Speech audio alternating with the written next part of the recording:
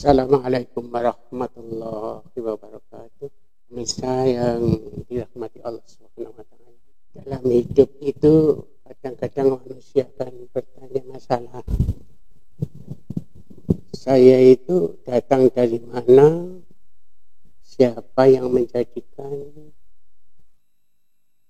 di dunia ini saya suruh apa?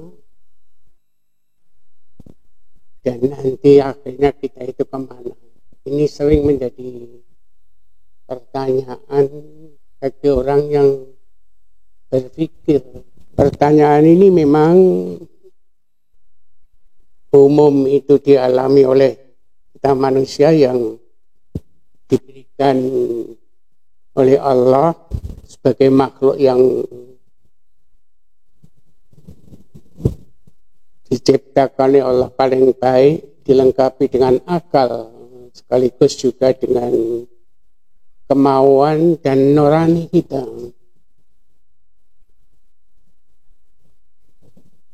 Kalau pertanyaan berikutnya, untuk apa dan kemana? Kalau pertanyaan-pertanyaan ini tidak terjawab,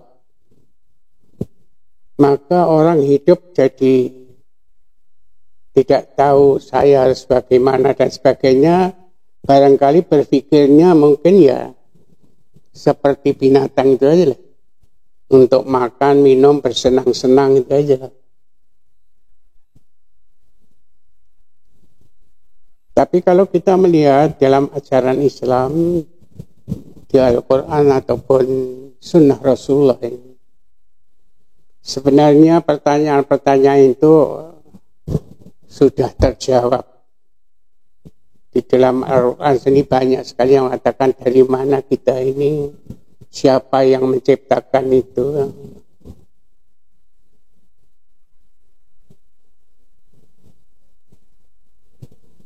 Ada dikatakan, ya ayyuhannas inna khalaqnakum min dzakarin wa unsa. Di situ dikatakan inna khalaqnakum min dzakarin wa unsa. Sesungguhnya kami telah menciptakan dari kamu sekalian. Siapa? Allah itu. Terjawab bahwa pencipta kita itu adalah Allah.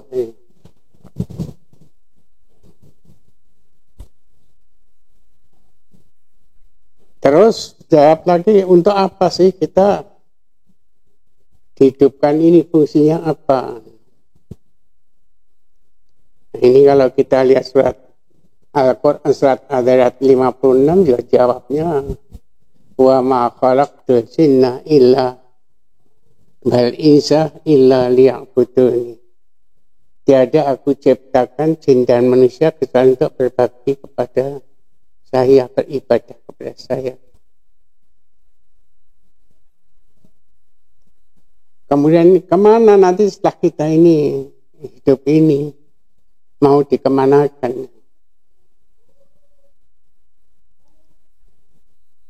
Ini juga sudah banyak ayat-ayat yang memberikan jawaban kemana setelah kita hidup ini. Misalnya di dalam surah Al-Mulk sendiri yang mengatakan, apa kasibtum annama khalaqtum abasa.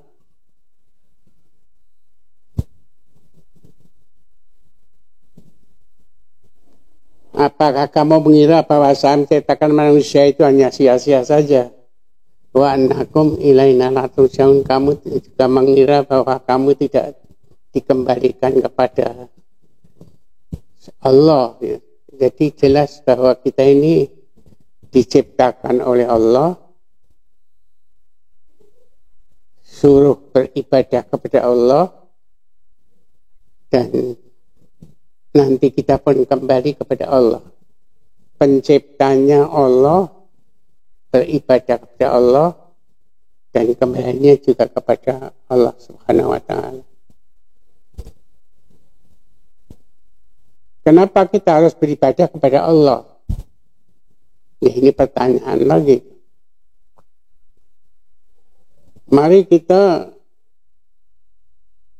melihat dan di kanan kiri kita sendiri, kita pada diri kita sendiri sebenarnya Allahkah telah menciptakan bumi dan isinya ini, juga menciptakan manusia. Manusia diciptakan oleh Allah itu tidak hanya diciptakan saja,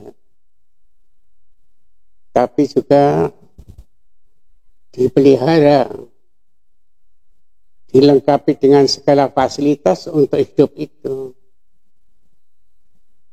Dan ini barangkali yang bertanya, apa kamu sudah pernah tahu lihat Allah? Memang pertanyaan itu ada, tapi tidak mungkin terjawab sudah, tidak.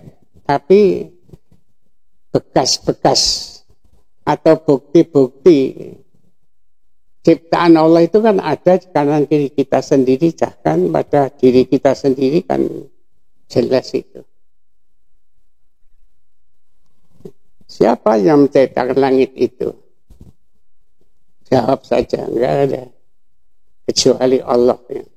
Siapa yang menciptakan bumi? Kecuali Allah, enggak ada lainnya. Diri kita sendiri itu siapa yang menciptakan? Itu hanya Allah. Jadi kita diciptakan Allah, dilengkapi, dijaga, dikasih sayangi dan sebagainya. Butuh apapun juga Tuhan menyediakan ini.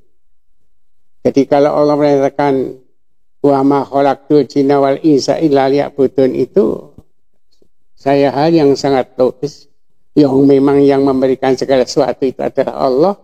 Kita ibadah kepada Allah itu kan satu hal yang memang logis itu. Satu hal yang tidak logis. Kita segalanya mengakui bahwa itu dari Allah, kok ibadahnya kepada lainnya Allah itu sesuatu yang memang tidak benar. Pertanyaan berikutnya masalah apa sih sebenarnya ibadah itu? Nah, di dalam Islam ibadah itu kan bahasa Arab. Ada yang mengartikan ibadah itu tunduk, taat, merendahkan diri di hadapan Allah Subhanahu wa ta'ala itu. Kalau kita lihat di dalam keputusan Tarjih Muhammadiyah itu, al-ibadah at-taqarrub ilallah. Ibadah itu mendekatkan diri kepada Allah bimtifali awamirihi, dengan melaksanakan perintah-perintahnya, wastina binawahihi, dan menjauhi larangan-larangannya, wala'amali bima adinabi syari, dan mengamalkan apa yang diizinkan oleh syariat itu. Tapi ada beberapa ulama yang punya definisi yang saya rasa tidak jauh berbeda dengan itu, mengatakan bahwa ibadah itu adalah ma'udiyat ibtida'a liwajhillah, apa yang memang dia laksanakan untuk mendapatkan liwajhillah, keridhaan Allah, dan untuk mengharapkan juga lithawabihi, pahalanya fil akhirah, di akhirat nanti ada. Tapi semuanya kan arahnya kepada Allah, bukan kepada yang lain itu. Ini ibadah. Memang di dalam Islam itu ibadah itu ada dua macam. Ada ibadah yang sifatnya umum, ibadah amah. Tapi ada juga ibadah yang bersifat khusus, ibadah khusus. Ibadah yang khusus itu ibadah yang tata cara pelaksanaannya itu sudah ditentukan oleh syariat, oleh Allah lewat Nabi Muhammad SAW.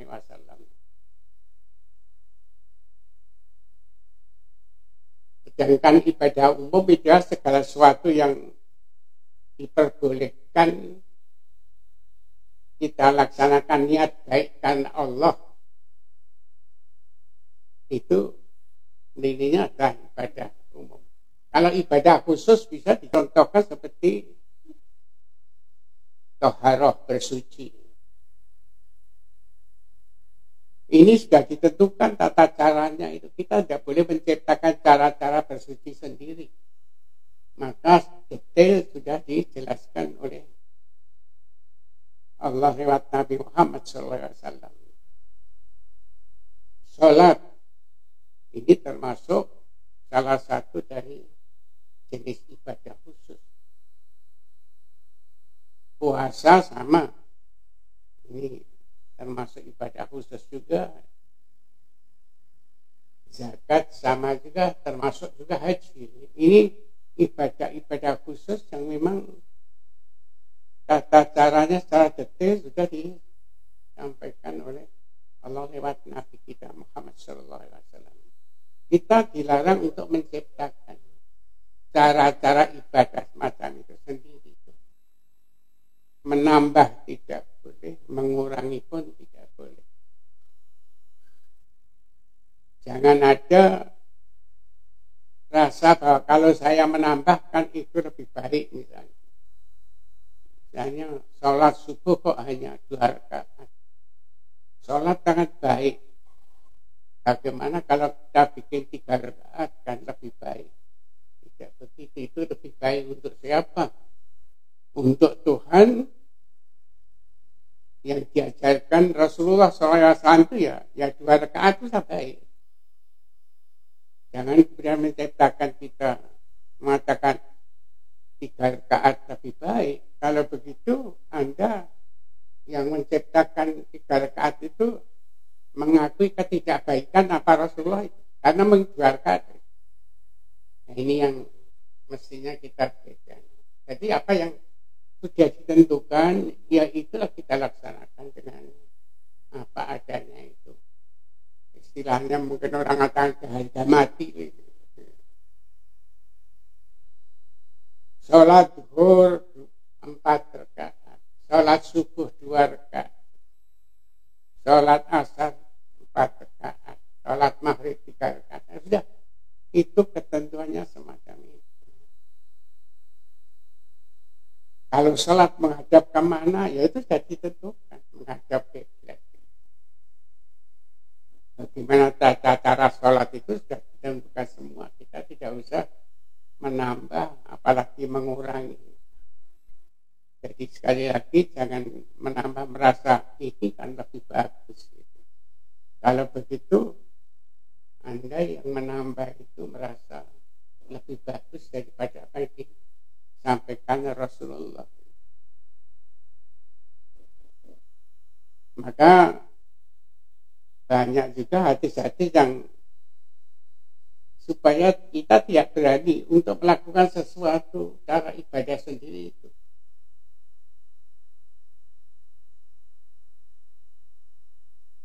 Man ahdasa fi amrina hadza ma laysa laka bihi.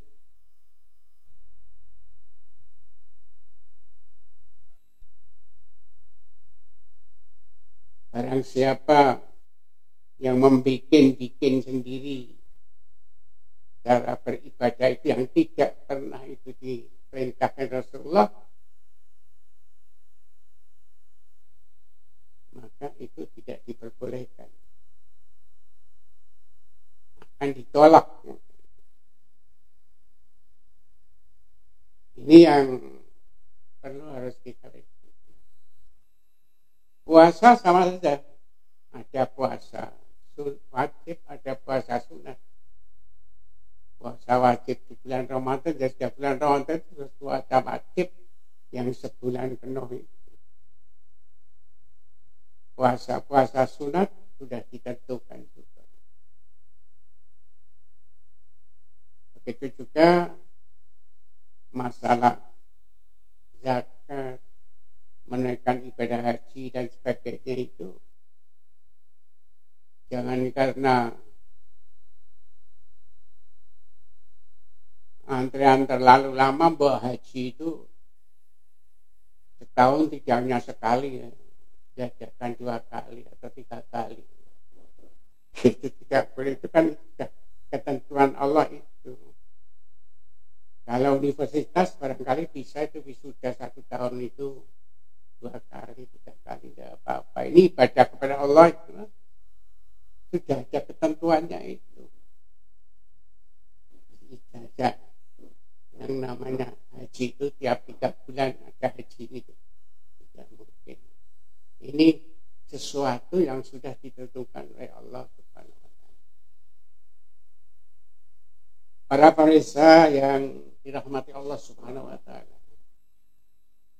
jadi ada ibadah yang umum dan yang umum itu adalah segala sesuatu yang diperbolehkan oleh Allah dan waktu kita mengerjakan niat kata Allah. Pemirsa yang dirahmati Allah Subhanahu wa Ta'ala, selain itu ibadah di dalam Islam itu barangkali atau kehidupan dalam Islam itu barangkali berbeda dengan kehidupan agama-agama sebelum Islam itu. Sebab ada agama yang sebelum Islam itu sangat memperhatikan masa keduniaan tapi mengabaikan masalah keakhiratan itu. Ada juga yang mengabaikan masalah keduniaan, mementingkan masalah keakhiratan itu. Ya, Islam mengajarkan bahwa ajaran Islam itu ajaran yang seimbang, yang mudah dilaksanakan dan tidak akan membebani hal yang berat itu. Dalam hal yang umum saja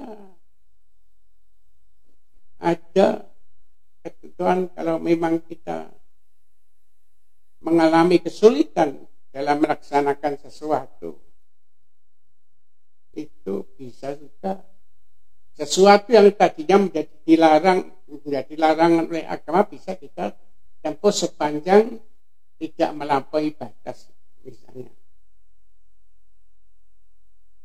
Maka ada katakan ad-daruratu tubihul mahdurat. Keadaan yang terpaksa ya. Artinya itu sulit untuk melakukannya itu, maka diperbolehkan kita untuk melakukan sepanjang kita itu sudah melampaui batas daripada kebutuhan kita itu. Seorang yang memang mengadakan perjalanan sampai di hutan dan sebagainya, kehabisan bekal makanan, padahal kalau tidak makan bisa mati. Adanya daging babi, celeng, adanya itu. Kalau tidak makan itu bisa mati, itu bisa ditempuh. Tetapi jangan sampai pulang sampai di rumah tasnya masih banyak daging itu di bawah itu. Ini sebatas pada waktu kepaksa itu aja. Ad-daruratu tubihul mahdurat. Dalam ibadah-ibadah khusus juga jelas sekali bahwa Islam tidak memberat-beratkan itu. Misalnya orang sholat berdiri, ini memang keharusan berdiri. Kalau bisa berdiri, tidak bisa berdiri, duduk. Duduk pun tidak bisa, berbaring. Berbaring pun tidak bisa, asal akal masih sehat itu, masih sadar itu, bisa saja kita itu sholat itu dengan hanya isyarat mata kita. Ini keringanan. Jadi tidak ada yang memberat-beratkan itu. Orang kadang-kadang mengatakan haji itu kan berat itu. Biayanya besar itu. Sekarang pun sudah hampir 40 juta. Tapi kan ada batasan. Haji itu memang ibadah. Tapi kan bagi orang yang mampu. Kalau tidak mampu ya nggak usah haji. Zakat juga bagi orang yang mampu. Kalau tidak mampu dapat zakat. Ini contoh-contoh. Jadi kalau masa keringanan di dalam ibadah yang namanya rukhsah, ya, itu contohnya cukup banyak. Kita puasa. Kalau kita sedang bepergian, rasanya kok berat kita puasa. Boleh aja kita tidak puasa. Nanti waktu kita sudah tidak bulan Ramadan, kita kesempatan mungkin ya kita sahur puasa itu. Sholat kalau dalam keadaan yang mungkin memang laksanakan sesuai dengan aturan. Tapi kalau kita sedang bepergian mengalami kesulitan, boleh sholat itu 2 waktu sholat dijadikan 1. Rakaatnya pun yang 4 rakaat bisa dikurangi menjadi 2 rakaat. Ini jadi sebenarnya tidak ada sesuatu yang memberat-beratkan pada kita ini. Bahkan banyak contoh sana. Pada suatu ketika ada seorang sahabat itu masuk ke masjid itu, kemudian Nabi juga masuk, lihat ada tali di masjid itu, ikatan tali dari tiang satu ke tiang lain itu. Nabi masuk, ini ada tali untuk apa? Sahabat yang lain menjawab itu, ini tali ini yang bikin Zainab untuk ibadah malam hari kalau dia merasa payah dengan pegangan tali ini. Rasulullah perintahkan itu, hilangkan saja tali itu. Toh kalau memang ibadah keadaan berat tidak bisa berdiri kan duduk bisa. Jadi tidak memberat-beratkan.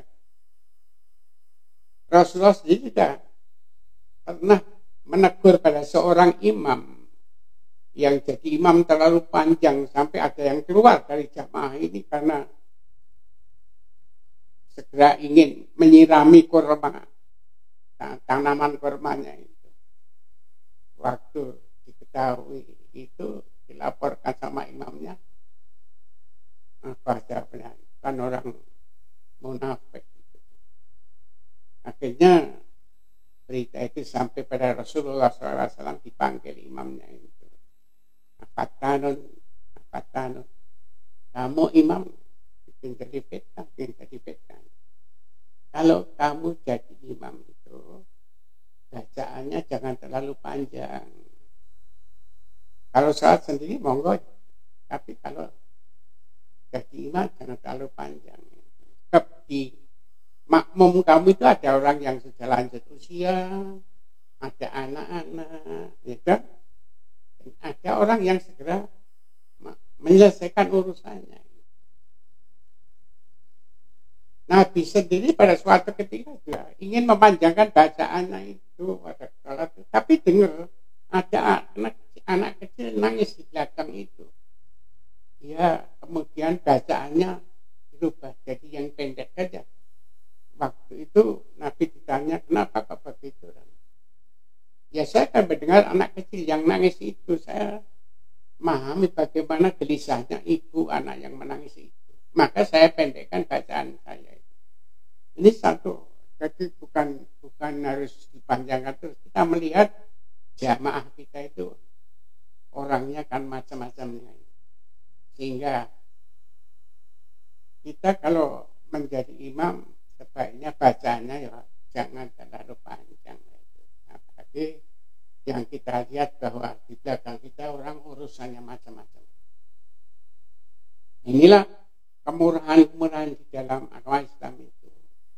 Di hal masalah ibadah itu juga dalam kondisi-kondisi yang di luar ibadah khusus itu banyak kemurahan-kemurahan atau waktu kita mengalami kesulitan, masyaqqat tadi ya katakan itu, kesulitan makan dan sebagainya, itu bisa kita sesuatu yang tadinya dilarang menjadi kita kerjakan, tidak apa-apa sepanjang kita itu melakukannya sampai tidak berlebih-lebihan daripada apa yang kita butuhkan. Inilah, jadi Islam itu agama yang memang dikatakan dalam surah apa itu di Al-Baqarah terusnya itu kan ada kan sudah menjelaskan masalah puasa itu kan Syahrul Ramadan alladzi unzila fihi al-Qur'an hudal linnasi wa bayyinatin minal huda wal furqan. Di bulan puasa itu Allah menurunkan Al-Qur'an itu untuk apa? Hudan linnas, untuk petunjuk manusia, wa bayyinatin minal huda wal furqan, dan menjelaskan petunjuk itu juga untuk membedakan yang baik dan buruk. Akhir daripada itu kan dikatakan apa? Ada katakan wa man kana maridan aw ala safarin fa iddatu min ayyamin ukhra. Kalau seseorang dalam keadaan sakit atau dia bepergian, maka boleh dia tidak berpuasa kan. Akhir ayat yang mengatakan yuridullahu bikumul usra wa la yuridu bikumul usra. Allah tidak mengendaki kamu itu kesulitan, tapi yang dikehendaki Allah kamu melaksanakan agama itu dengan kemudahan itu. Banyak ayat-ayat yang menjadikan bahwa Allah tidak menjadikan agama itu merupakan satu beban, kesulitan. Jadi marilah kita perhatikan bahwa sebenarnya kalau kita cermati betul, mana sih yang sangat memberatkan praktek agama kita itu. Biasanya yang secara umum itu ada kesulitan yang sulit diatasi, pasti ada jalan keluarnya.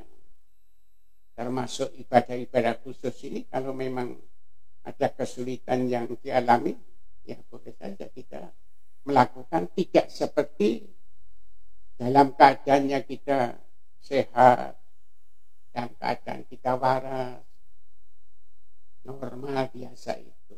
Boleh dalam keadaan yang sakit dan sebagainya, kita melaksanakan ibadah sesuai dengan daya kemampuan kita masing-masing. Orang taharah sama. Wudu pakai apa? Pakai air. Mandi pakai air itu. Kalau mandi wajib pakai air. Tapi kalau tidak dapatkan air bagaimana? Pada waktunya sudah sempit. Ya boleh aja, tidak usah menggunakan air, pakai debu, tayamum namanya. Karena kita tidak mendapatkan air, mungkin karena perhalangan sakit dan sebagainya, boleh kita ibadah tohara itu menggunakan debu. Itu. Sampai pun orang yang mandi wajib itu kalau memang tidak didapatkan air itu, boleh saja kita dengan menggunakan debu. Itulah contoh-contoh yang saya sampaikan. Billahi taufiq wal hidayah. Wassalamualaikum warahmatullahi wabarakatuh. Doa berbuka puasa.